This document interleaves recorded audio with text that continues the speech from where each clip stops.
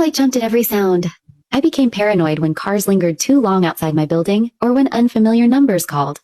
The worst part was that no one could find him. Marcus had simply disappeared. Ramirez called me once a week, always apologetic, always telling me they were trying. A detective tracked down one of his old coworkers who mentioned Marcus had recently been working freelance at gigs under fake names. They believed he might have created burner emails and spoofed his digital footprint.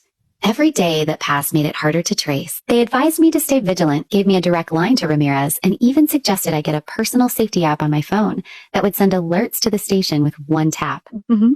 I bought pepper spray. I bought a stun gun. I stopped wearing headphones in public and never took the same route home twice.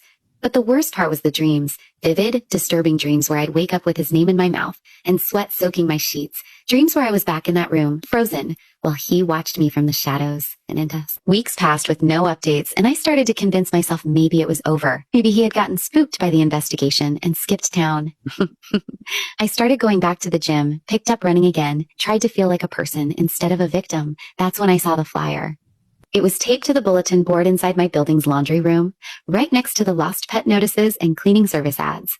It was subtle, innocent even, just a black and white flyer for a local freelance guy offering help with software and home security installed. But the name listed, Mark Stevens, was one Marcus used back when we were together, the same alias he'd used when booking hotels to stay off the grid.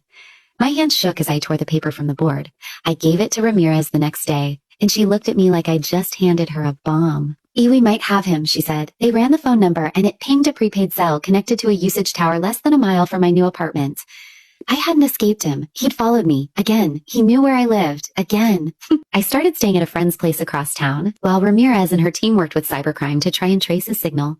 A week later, they found him, living under a different name in a weekly rental complex neighborhoods. Over.